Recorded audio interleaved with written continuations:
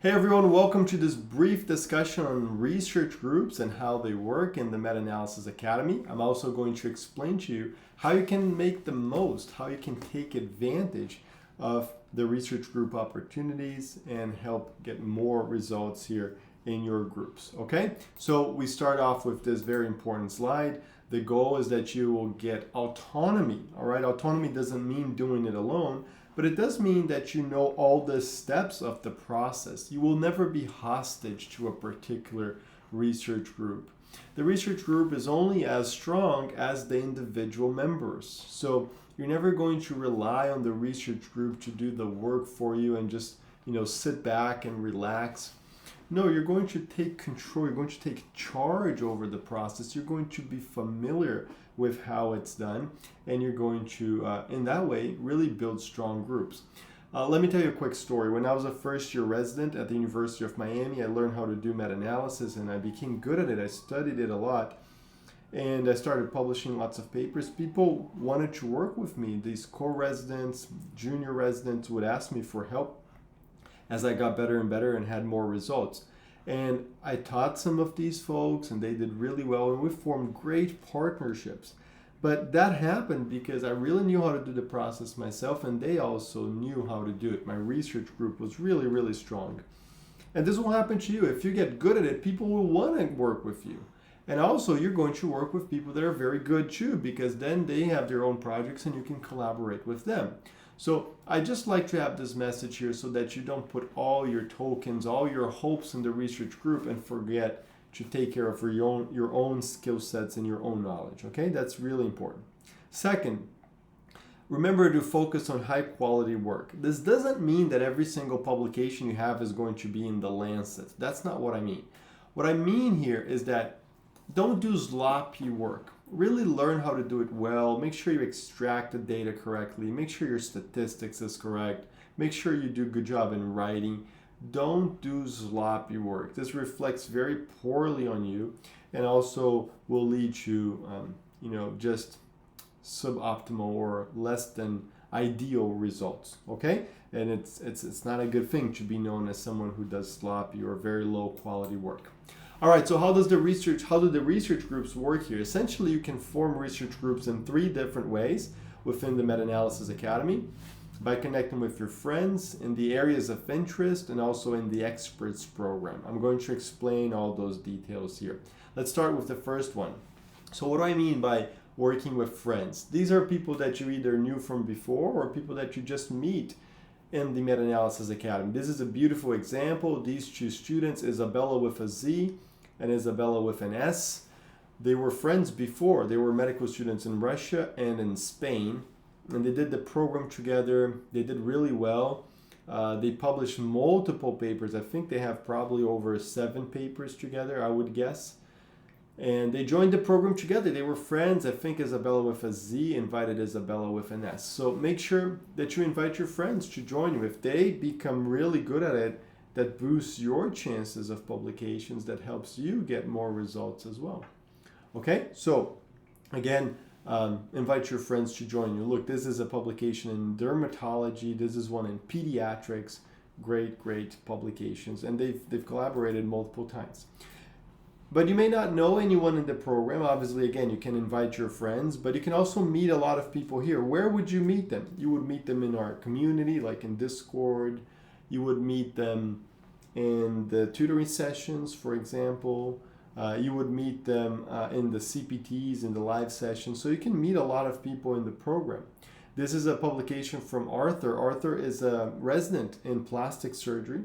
And he just invited folks in the Discord community about an idea that he had, and he formed a really great research group, and they published this phenomenal paper together. So again, you can just, if you see someone that maybe has a common interest to you or someone that you start to interact with in the program, you can ask him or her to collaborate with you on your own research project, for example. That happens all the time, all right? So really great way of also forming research groups. These connections, they can happen anytime. They're spontaneous. They could happen now in the beginning of the program, later on during the classes. So you can form these connections and these partnerships and collaborations at any given time. The other two ways to form research groups are not like that. They follow specific timelines that I will explain to you in just a second. So the second way that you will form these research groups are through common areas of interest. Now, this is a more formal way of doing this. There will be a form together with this presentation. In this form, you will fill out your information like your name, your email, your contact number, and you will pick out the area of interest that you have. Okay, so we'll pair up people who have this common interest. All right, so it won't be instantaneous. It's not like you fill out the form and then you get your group right away, because we have to wait for people to fill it out. So we follow certain cycles. Go ahead and look below this recording. There's a form. If it's open for you to fill out, you would fill it out and we would pair you up in research groups based on your interest in cardiology and surgery, whatever your area of interest may be. Okay? So these groups they won't happen immediately as you join the program. We'll wait for you to do classes 1, 2, and 3, so you get the hang of building your ideas and testing viability. And then after those first few classes, we'll go ahead and we'll open up those research groups based on the areas of interest. And if you're watching this recording later, maybe you're in class 7 or 8 now when you're checking in, we'll form these research groups at different times. So the form will be below here, the link, if it's open. When we finish the classes for the program after week number 10, these groups will be created through MetaHub, our community of former students. So just realize that if we finish the 10-week schedule of the program, now these research groups will be created through MetaHub, which I'll explain at a later time. So here's a great example of how this works. Julia was a medical student a few editions ago in the program. And then we formed a research group in neurosurgery because she was super interested in neurosurgery. And they got together in the research group that we created, and they published this great paper in one of the best journals in the world called Neurosurgery. Okay, so this is a great example on how you can connect with your peers by using these common areas of interest. All right. So the third way in which you can form groups in the Meta-Analysis Academy is through our beloved, our extraordinary experts program. In the experts program, you will connect with experts, as the name would suggest. The goal here is that we would pair up students of the Meta-Analysis Academy with global experts, and these students include current and former students. Now, these experts are specialists. They're nephrologists, general surgeons, neurologists, and so forth. So these experts, we spend months and months recruiting them before each edition of the program. It's a massive amount of work. We recruit folks who are interested in research, who have great clinical skills, surgical skills, to be our experts in the program.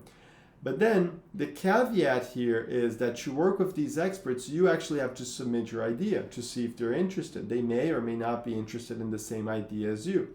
So we won't open up the experts program right away in the beginning. There will be a certain timeline, which we will explain, right around weeks 4, 5, or 6. So around that time, any time between weeks 3 to 6, we'll explain to you the experts program and the deadlines. But it is really important. You have to follow the timeline of the experts program, because this is a very formal program within the Meta-Analysis Academy. There's no extra cost for it. You don't have to pay anything extra, but you do have to follow that timeline, because we recruit these experts from all over the world. All right, from the US, from Canada, from Europe, all over. And these experts will want to work with you. They get to work with our students who are really well trained, highly trained. But again, you have to do your part and you have to submit your idea, and they may or may not be interested. Okay? So we'll go over more details about the experts program at a later time. But the key message here is don't miss the deadline. If you miss the deadline to apply to the experts program, you can apply again in the next edition of the program. All right? So depending on when you're watching this, the experts program for your edition may be closed, but you may apply at a later date through the MetaHub in a future edition of the program. So these are just some examples of our former experts in prior editions. It may not be the same experts. We actually have hundreds of experts every edition of the program. So David Tenorio is a pediatric cardiac surgeon in Texas, for example. Sergio is a abdominal wall surgeon in the United States. Stefan is a radiologist in California. He's just finishing radiology residency at Stanford. He's published so many papers in radiology. Stefano is an endoscopist from Brazil. Paula is a nephrologist. She's originally from Argentina. Dr. Kim, ENT specialist from South Korea. So these are just some great examples of experts in prior editions of the program. These are folks that you, when you apply for the experts program, you may get the opportunity to work with them. You would prepare your idea, and these experts will review it, and they may be interested in collaborating with you. Oh, Rhanderson, but I don't know how to create an idea yet. Well, that's why you're here. You're going to learn how to do it in our program. Okay? So here are some beautiful examples of works from our publications, from our experts. Renata is an ENT specialist. She's, at the time of this picture, almost done with ENT residency at Harvard in Boston. And she was an expert in prior edition. So in this picture in Miami at the American Conference of Otorhinolaryngology, Renata was with her group in the experts program. So she was an expert, and she worked with Jaime from Chile, Tamires, who's a resident in Brazil, Bruno, the same. So this group got together in Miami at the American Conference of ENT, Otorhinolaryngology. They've published papers together, like this one that you see here. This is one of our experts from Germany. Rafael Ayala is a cardiac surgeon from Germany.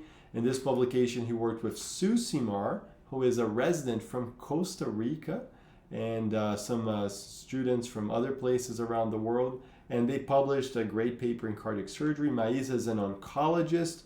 This is her and her group in Europe, in the European Society of Medical Oncology. So again, these are experts like Maisa, who's an oncologist, Rafael, who is a cardiac surgeon, Renata, who is ENT specialist, and they connect with students, again, but the students build ideas, build projects, and involve these experts. You will hear more about the experts program later on. The key message here is don't miss the deadline.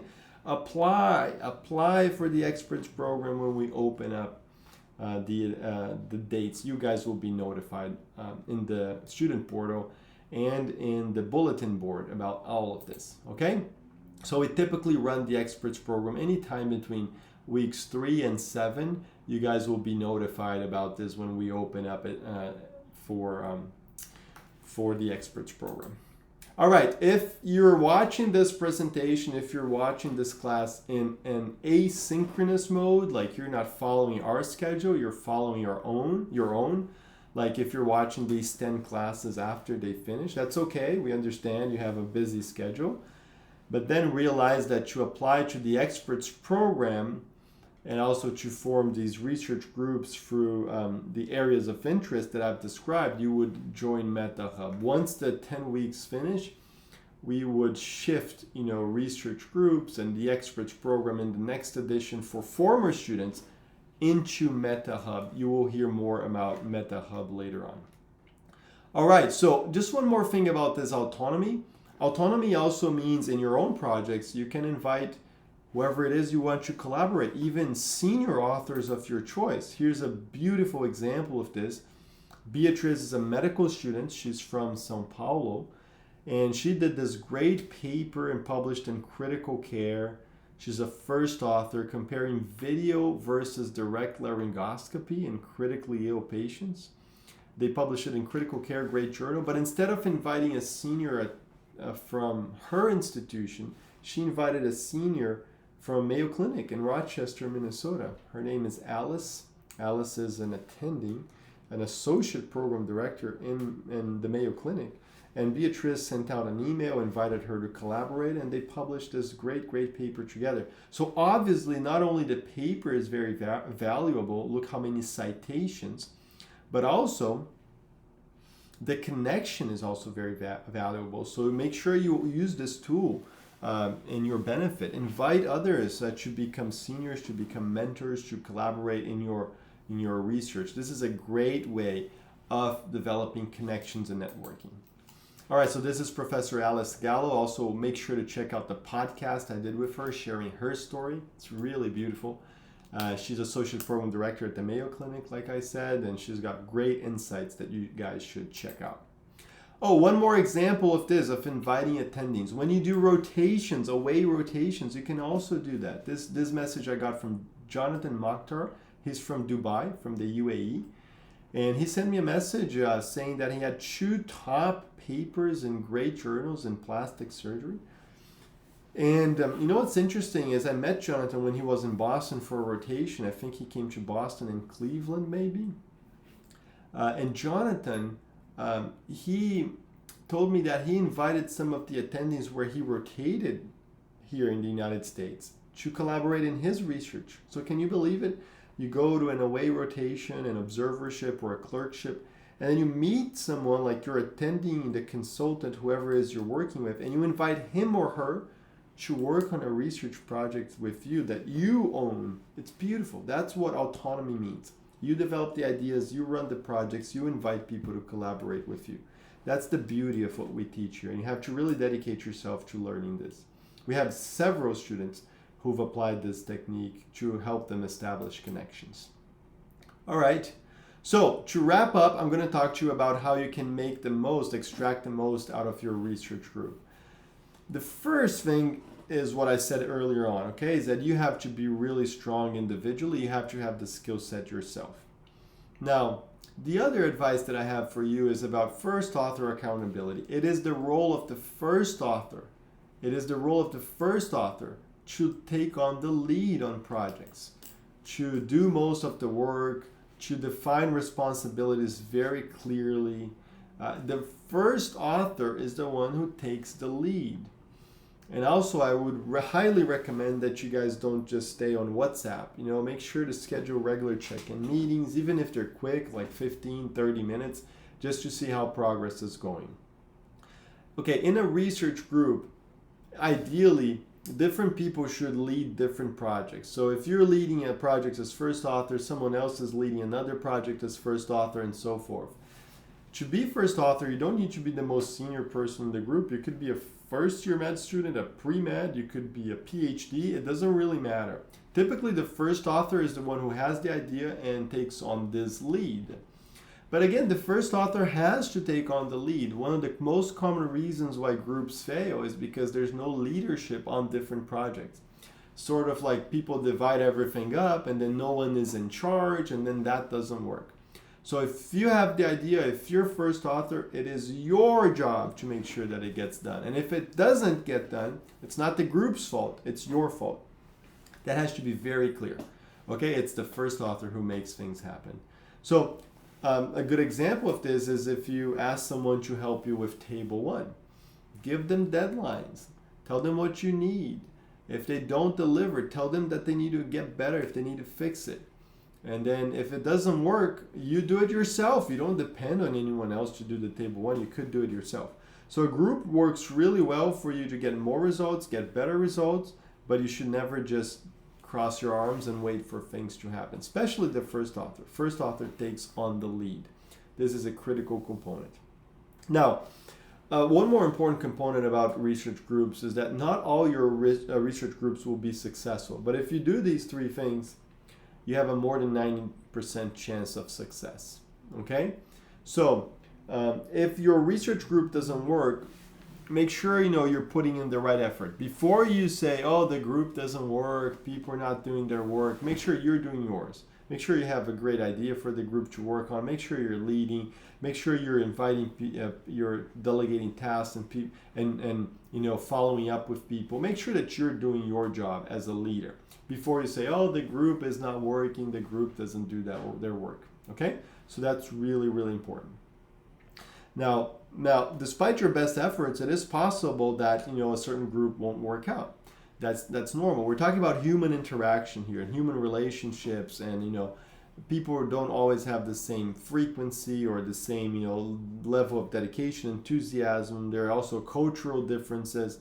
So if for whatever reason your group isn't working out, you're doing your best, and it's just things just aren't clicking, it's also okay eventually that you move on.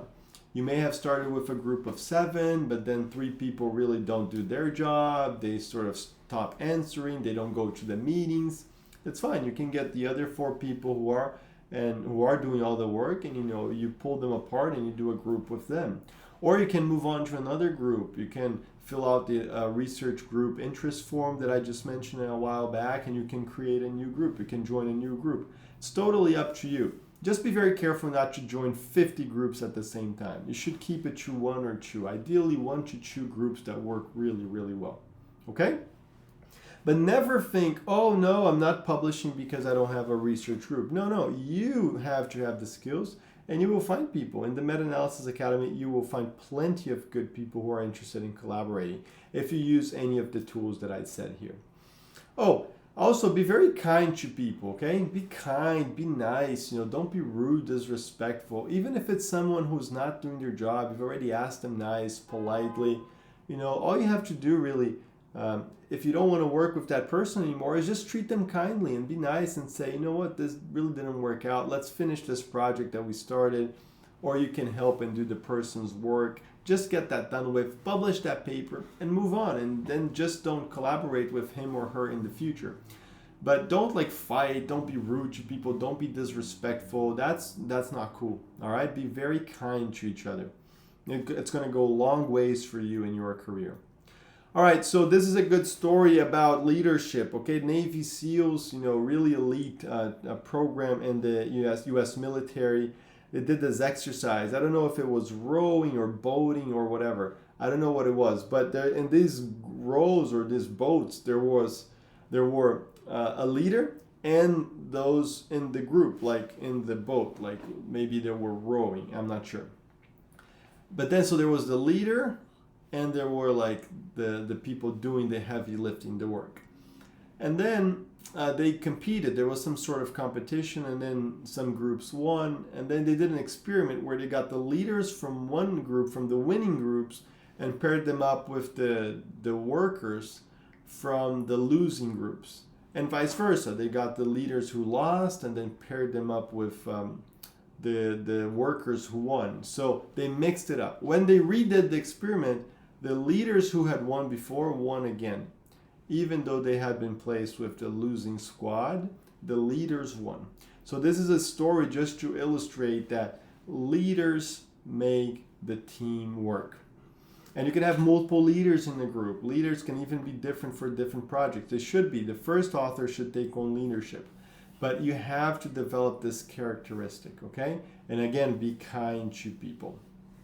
We're here to support you, okay? But if you want support from us in the groups, you have to come to the tutoring sessions.